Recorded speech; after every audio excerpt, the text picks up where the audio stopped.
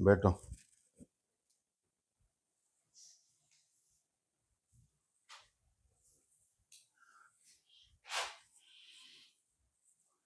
आज अपने को टॉपिक मिला है रूलिंग दी कंट्री साइड। आपने बंगाल में अंग्रेजों को एस्टेब्लिश कर दिया था। उसके बाद में 100 साल में यानी 100 ईयर्स के अंदर पूरे इंडिया में इनका एक्सपेंशन कर दिया था। और धीरे धीरे जो है जो जो ये टेरिटरीज को लेते रहे तो इनके पास टेरिटरी आती रही, यानी जमीनें आती रही। अब जमीन से टैक्स कैसे लेना? तो जमीनें तो गांवों में, कंट्री साइड में, तो वहां आप जमीनों से यदि टैक्स लोगे तो वहां जो कंट्री साइड में जो लोग रहते हैं, लोग कौन रहते हैं? पीजेंट्स रहते हैं, किसान रहते हैं। वहां डायरेक्ट सरकार की दखलंदाजी होगी। Direct the government will act upon peasants and there lands. इसी को राज कहते हैं, रूलिंग। तो रूलिंग द कंट्री साइड। अब आपने जो ही क्लाइव ने एस्टेब्लिश किया बंगाल में, तो जब बक्सर का युद्ध हुआ तो उसने मुगल एम्परर को भी हरा दिया था। तो मुगल एम्परर से उसने एक संधि करी। क्लाइव ने उसको, एम्परर को, सम्राट है तो तू लाल किले में है, यहाँ आइए। इलाहाबाद के अंदर अपना टेंट लगाया था इसने, क्लाइव ने। वहां टेंट में साइन करवाए मुगल एम्परर से।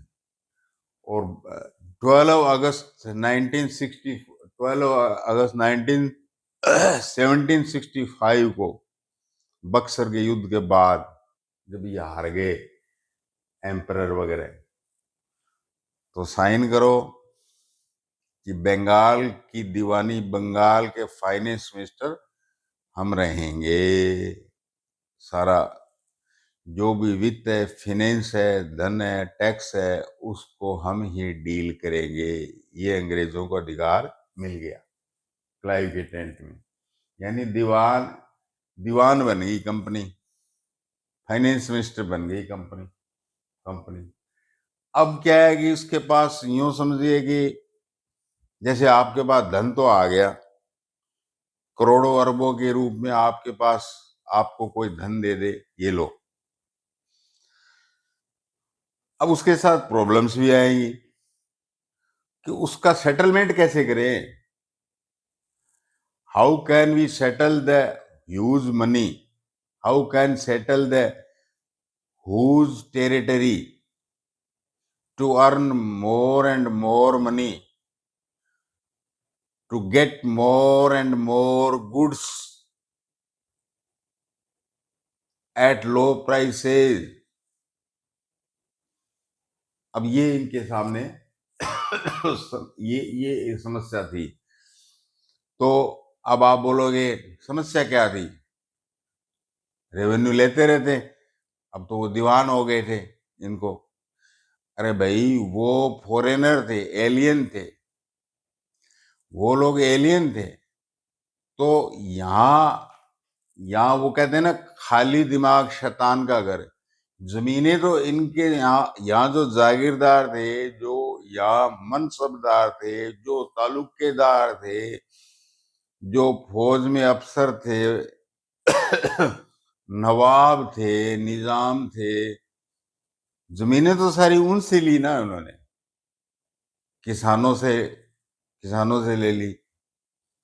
तो अब वो हो गए खाली, वो तो खाली हो गए ना। तो खाली खाली दिमाग शैतान का घर, और वो अंग्रेज अच्छी तरह से जानते थे। तो वो धीरे धीरे अपना कौशन, सावधानी रख रहे थे वो। तो ये प्रॉब्लम्स हैं, तो इनको मीट आउट करने के लिए अपने को क्या करना चाहिए, बहुत विचार विमर्श चलता रहा। शुरू शुरू में तो वारेन हेस्टिंग्स के टाइम में तो क्या है, कलेक्टर इंडियंस इंडियंस ऑफिशियल बना दिए। उनकी सहायता से क्या है, वो वारेन हेस्टिंग्स रेवेन्यू इकट्ठा करता रहता था, कलेक्टर इकट्ठा करते रहते थे। एक प्रकार से टैक्स कलेक्टर थे वो कलेक्टर थे। लेकिन ये तो कोई प्रॉब्लम का सॉल्वेशन नहीं हुआ ना, कि अपने को कोई ऐसा सेटलमेंट हो कि रेवेन्यू आती रहे, टैक्स आता रहे, और एग्रीकल्चर की क्वालिटी भी बढ़े। There should be more land under the agriculture, it will enhance the revenue and tax, and it will also provide the wanted goods at low prices. तो इस तरह की जब बातें आने लगी सामने, ये प्रॉब्लम, तो वारेन हेस्टिंग्स के बाद में मैंने बताया था कॉर्नवालिस आया था गवर्नर जनरल। कॉर्नवालिस आया तो उसने क्या किया, देखो ऊपर वाला तो आपको समझ में आ गया ना, कि दीवान होने के बाद में इनको रेवेन्यू असेसमेंट और कलेक्शन, यहाँ लिखा हुआ है असेसमेंट और कलेक्शन की प्रॉब्लम, और दूसरी problem purchasing goods in favour of company at low prices, और जो चाहिए वांटिंग, चाहे अफीम चाहिए, इंडिगो चाहिए, वो खेती करे लैंड के ऊपर, वो खेती हो, जूट हो तो वो खेती चाहिए, चाय हो, चाय पत्ती हो, शुगर कैन हो, ये खेती चाहिए। तो ये भी एक समस्या थी कि ये खेती कैसे करवाई जाए पीजेंट से। तो ये प्रॉब्लम्स थी, और इनसे मीट आउट करने के लिए वो काशनली, मतलब काशन बरत रहे थे, चेतावनी पूर्वक वो आगे बढ़ रहे थे, क्योंकि एलियन थे। वारेन हेस्टिंग्स के टाइम में कलेक्टर ही इंडियन जो ऑफिशियल थे रेवेन्यू वाले, मौलवी, मुफ्ती, पंडित, कोई जागीरदार वगैरह, उनको अंडर में रख के उनसे पैसे इकट्ठे करवा लिया करते थे। लेकिन ये समस्या का सोल्व नहीं था, सोच रहे थे वो कैसे करें। तो कॉर्नवालिस आया तो उसने क्या है कि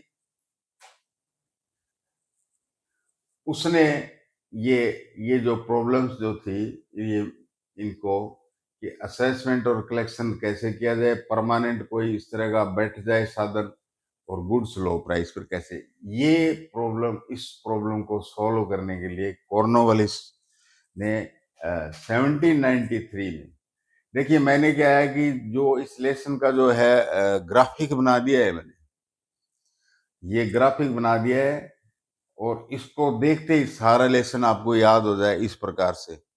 और मर्ग ये है कि इस ये जो कॉलम है इसमें आप लर्न करके इसमें आप फिलअप करते जाइए, जैसे जैसा आपने अपना एक लर्निंग का जो स्टाइल है। तो कॉर्नवालिस ने 1793 में परमानेंट सेटलमेंट कर दिया। सेटलमेंट कहते हैं ना, कोई चीज को जंचा देना, मैनेज कर देना, परमानेंट मैनेज कर दिया उसने किसी इलाके में। अब भाई जमीन वहां क्या है कि नवाबों के और उनके पास थी। अब साउथ में कोई नवाब नहीं था, ये टीपू टापू, हैदर अली, ये सब गुजर गए, मर गए, और वहां पर कोई ऐसे थे भी नहीं सामंत शाही। वहां तो जो पीढ़ियों से जो एग्रीकल्चर कर रहे थे वही मालिक थे जमीनों के। नॉर्थ ईस्ट इंडिया के अंदर क्या है कि पूरा गांव ही एक साथ कोऑपरेटिव स्टाइल में पूरा गांव ही खेती किया करता था। पंजाब में ये नदियों के किनारे पर पूरी फर्टाइल लैंड थी, पूरा गांव ही किया करता था। तब उनको ये समझ में आया कि यार कैसे किया जाए। तीन जो सिस्टम लिखे हैं, तीन सिस्टम अलग अलग एरिया में अलग अलग आदमियों ने तीन सिस्टम लागू किए। 3 टाइप के सेटलमेंट किए अलग अलग जगह पे। तो उनके एक तो दिमाग में ये था कि जब बंगाल का ये परमानेंट सेटलमेंट कॉर्नवालिस था, तो एक तो ये था कि जमीन अपने पास है, क्या इसकी मालिक कंपनी हो, क्या जो कल्टीवेटर या किसान है, जो रैयत है वो हो,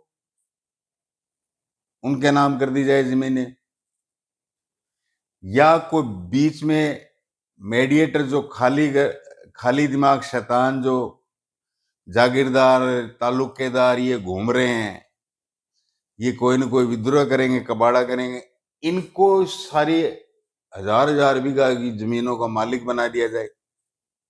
तो एक तो क्वेश्चन था ओनरशिप का, ये पॉइंट मैंने लिखा, देखिए लैंड ओनर कौन होगा लैंड का, आया समझ में। और रेवेन्यू की लायबिलिटी किसकी होगी भाई, रेवेन्यू की लायबिलिटी किसकी होगी, कंपनी को टैक्स कौन देगा, किसकी जिम्मेदारी, क्या जमींदार की होगी जो बीच में किसान और कंपनी के बीच में उसकी हो, या किसान की हो सीधी डायरेक्ट, रेवेन्यू अमाउंट कितना लिया जाए इनसे, जो भी हो, किसान हो या जो बीच में हो जमींदार वगैरह, मेडिएटर जो भी है, इनसे रेवेन्यू अमाउंट कितना लिया जाए। पीजेंट की पोजीशन कैसी कैसी कैसी बन गई इन सेटलमेंट में, जो खेती कर रहा था रियल के अंदर, उसकी पोजीशन खराब हुई या बढ़िया हुई, या क्या हुआ और क्यों हुई कल्टीवेटर की प्रॉब्लम। तो ओवरऑल प्रॉब्लम्स इन सेटलमेंट से, ओवरऑल प्रॉब्लम्स क्या आई वो आपको फिलअप करना है। तो सबसे पहले अपने लेते हैं परमानेंट सेटलमेंट कॉर्नवालिस ने जो बंगाल में लिया।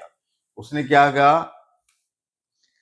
कि लैंड ओनर जो खाली दिमाग जो शैतान घूम रहे हैं, जागीरदार या तालुकेदार, इनको इनको कुछ इनकम का साधन दे दिया जाए, इनको कुछ पावर दे दिया जाए कि भाई लैंड ओनर आप हो, जो तालुकेदार थे इसमें फिलअप करो जमींदार,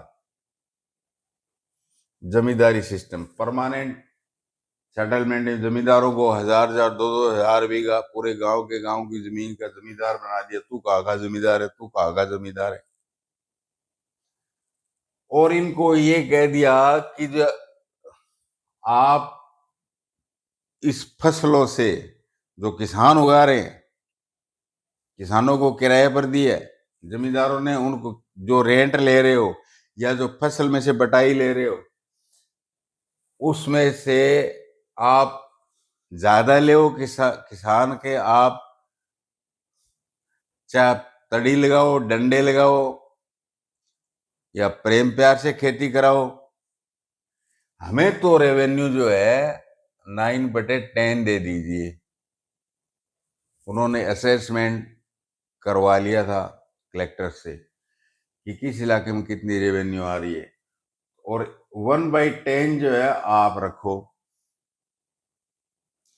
9/10। तो अब जमींदार मान लो 100 रुपये रेवेन्यू थी, तो 90 रुपये तो कौन ले गया, कंपनी को दे देगा जमींदार, 10 रुपीज अपने पास रखेगा।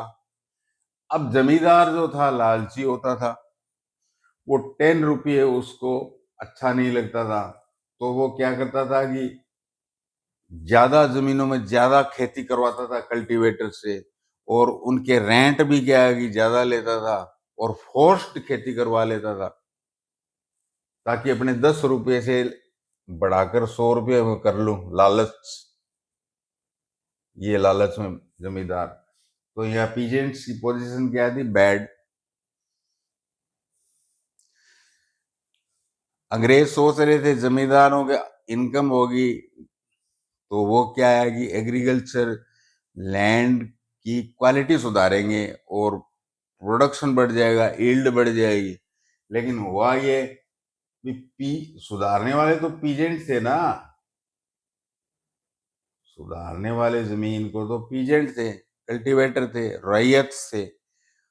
इन्होंने कहा यार हमारे नाम जमीन ही नहीं है, इस साल हम खेती करें, दूसरे साल पता नहीं करेंगे या कहाँ करेंगे पता ही नहीं, तो इस साल हम इसको प्लेन करें, इसमें कोई फर्टिलाइजर डालें या कोई शुगर कैन लाएं या कोई अफीम लाएं, वाई शुड बी टॉयल, हम इतनी मेहनत क्यों करें। तो अंग्रेजों का उद्देश्य इस परमानेंट सेटलमेंट में सेटल नहीं हो रहा था।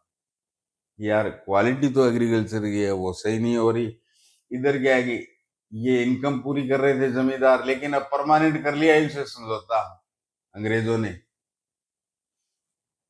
अंग्रेजों को पता था कि जमींदार क्या है कि बहुत पैसा ऐंठ रहे हैं, लेकिन वो सेटलमेंट हो गया था तो कोई विद्रोह के डर से वो बोले नहीं अंग्रेज, जो आ रहा है वो आने दो, ठीक है। रेवेन्यू लायबिलिटी मैंने बताया था ये 9/10, यानी 90% तक की लायबिलिटी जमींदार। कलेक्टर पीजेंट से माथा नहीं मारेगा, वो तो जमींदार के घर जाएगा, ये जमींदार को नोटिस आएगा कि आप दे दीजिए पैसा। अब हुआ ये है कि जमींदारों के पास घर पर पड़े पड़े क्या है कि पैसे आने लगे, और वो सारे जमींदार जो है कैलकाटा के अंदर ऐशो आराम के अंदर कोठियां बना ली, नाच गान डांस देखने लगी। जमीनों की देखभाल कौन करे, और कल्टीवेटर को करनी ही नहीं थी, तो कल्टीवेटर भागने लगे। रेंट भी जमींदारों को, कई जमींदारों को नहीं देते थे, तो जमींदार आते कर वो कहाँ गया, वो पीजेंट कहाँ गया, उससे पैसे लेने थे, रेंट रेंट लेनी थी, किराया लेनी थी, जमीन का किराया लेना था, तो वो तो भाग गया।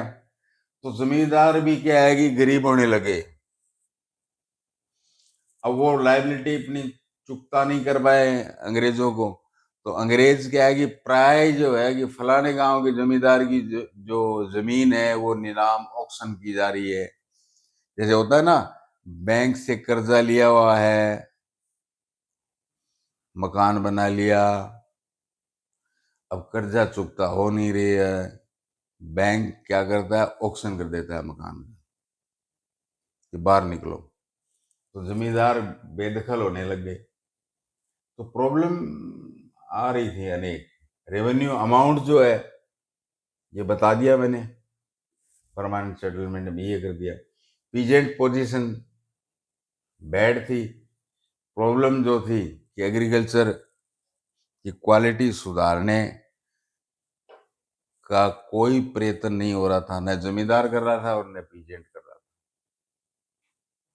ये प्रॉब्लम आ रही थी। उल्टे क्या ऑक्शन हो रहे थे जमीनों के, कभी कोई नया जमींदार आ जाता, कभी कोई आ जाता, ये बात है। अब क्या है कि दूसरा जो सिस्टम है, जब इन्होंने, और जैसे मैंने बताया था पंजाब 39 से लेकर 49 के बीच में 2 वार किए राजा रणजीत सिंह के मरने के बाद में पंजाब में। तो उन 2 वार्स में क्या है कि इन्होंने लास्ट में पंजाब की टेरिटरी सारी ले ली, अफगानिस्तान को भी ले लिया, और सिंध को तो साइन ही करवाए थे राजाओं से। मीरपुर भावलपुर ये जो होते थे सिंध में राजा, उनसे तो साइन ही करवाए थे। तो वहां क्या सिस्टम किया जाए कि वो परमानेंट तो फैल है अपना बंगाल वाला।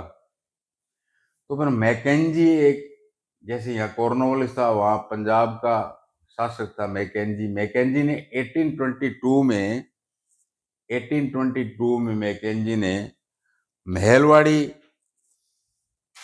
क्योंकि वहां जो प्रथाएं थी वो क्या है कि पूरा एक संयुक्त परिवार जो होता है ना, जितने 50-100 आदमी संयुक्त परिवार थे, वो कोई 1000 बीघा की खेती कर रहा है, कोई 500 बीघा की खेती कर रहा है, मालिक वो पूरा गांव ही मालिक हुआ करता था। और विलेज को वहां पर महल कहते थे, महल। विलेज को क्या कहते थे, महल। महलवाड़ी। तो उस गांव के जो परिवार के जो भी क्लैन में थे, उनको लैंड एंड ओनर बना दिया गया। जमींदार की तरह से नहीं, बीच में मिडिल मैन जमींदार नहीं था यहाँ। विलेज का विलेज का लाइबिलिटी फिक्स कर दी, इन गांव से लेकर पैसा जो है आप दोगे। हेडमैन, सरपंच, प्रधान, आप इस गांव के प्रधान हो, आप इनसे कलेक्ट करके दे दोगे हमें। इनको पंजाब में क्या कहते थे, लंबरदार। लंबरदार जो है वो हेडमैन होता था गांव का, लंबरदार। वो कलेक्ट करके इस महल की, एक विलेज या 2-3 विलेज, उन्होंने सर्वे कर लिया था कि इस गांव से कितनी रेवेन्यू आ सकती है, 2 गांव को मिला दें तो कितनी आएगी। इस प्रकार से सर्वे कर लिया था पहले महल का। तो मैकेंजी ने 1822 में महलवाड़ी सेटलमेंट लगा दिया। ऐसा ही सिंध में और उधर अफगानिस्तान में। तो हेडमैन जो है लंबरदार, उनसे इकट्ठा करेगा। तो जमींदार की तरह से नहीं था कि हेडमैन की कोई जमीन नीलाम हो जाएगी, ऑक्शन कर दिया, वो कर दिया, क्यों, वो तो एक कलेक्टर था एक प्रकार का, मतलब महल का कलेक्टर बना दिया था बस उसको। बाकी तो जो गांव के जो क्लैन थे, जो परिवार थे, वो मालिक थे। तो इसको आप बैड या गुड जो भी है, मॉडरेट कह सकते हो, पीजेंट की पोजीशन जैसे भी थी। मालिक मालिक थे ना, ये कल्टीवेटर, ये रैयत, ये ग्रुप रैयत मालिक था इसका। और रेवेन्यू अमाउंट तो वो पहले ही सर्वे कर लेते थे, अपने असेसमेंट कर लेते थे। उससे ज्यादा जो होता था वो कहते इतना पैसा देना पड़ेगा आपको। तो हाई जो असेसमेंट किया उसमें हाई, और हायर रेट्स के कारण जो प्रॉब्लम थी वो तो आनी थी। अब आइए साउथ के अंदर क्या है कि न तो इस तरह के कोई लंबरदार, सरपंच, या कोई तालुकेदार, या कोई सामंत, कोई मनसबदार, ऐसे सिस्टम थे ही नहीं साउथ में। वहां तो क्या है कि इंडिविजुअल रैयत होता था। जैसे आजकल जो किसान अपने जमीन पर खेती करता है ना, वैसे ही सारे लोग ही खेती करते थे अपने अपने परिवारों में। एक प्रकार की निज प्राइवेट खेती हो गई, वो खेती किया करते थे। उनको अंग्रेजों ने रैयत कहा, रॉट्स है, रॉट्स रैयत, अपने रैयत बोलते हैं। यानी वो कल्टीवेटर थे, वो उगाते थे इन साउथ के अंदर। वहां समझदार अंग्रेज कौन था? जैसे यहाँ कॉर्नवालिस समझदार अंग्रेज था, यहाँ मैकेंजी समझदार इंग्लिशमैन था। यहाँ एक कर्नल रीड था और एक मुनरो था। उसको मुनरो सिस्टम भी याद है, क्वेश्चन में ये भी आ जाता है कि मैकेंजी ने किस इलाके में लागू किया, मुनरो सिस्टम क्या था, ऐसे क्वेश्चन पूछ लेते हैं। What do you mean permanent settlement, ऐसे क्वेश्चन पूछ लेता है। तो मुनरो सिस्टम में सारे साउथ के अंदर क्या किया कि रैयतवाड़ी सिस्टम कर दिया, रैयतवाड़ी, महलवाड़ी, इस प्रकार से इनका नाम रैयतवाड़ी सिस्टम साउथ में। मालिक कौन? यहाँ कल्टीवेटर को मालिक बना दिया। यहाँ पर लैंड ओनर कौन है? कल्टीवेटरी। और मैक्सिमम जो लाइबिलिटी जो सर्वे करवा लिया था उन्होंने वो पहले, तो कितना कलेक्शन, ज्यादा से ज्यादा 100%, तो उसका 110% टिका देते थे, ज्यादा से ज्यादा लाइबिलिटी किसकी? खुद रैयत की। कोई बीच में मिडिल मैन नहीं है, कोई लंबरदार नहीं है, ना कोई जमींदार है, खुद रैयत की जिम्मेदारी। तो ऐसी पोजीशन में तो भाई होना चाहिए ना ऐसा कि वो अपनी जमीन को डेवलप करे। ये तो जमीन तो मेरी है, ये जमीन तो मेरी माँ है, तो इसी की मैं एग्रीकल्चर और तरह तरह से यार प्रोग्रेस करूँ, फर्टिलाइजर है वगैरह वगैरह, जो भी समतल करना जमीन को करना। नहीं, नहीं हुआ,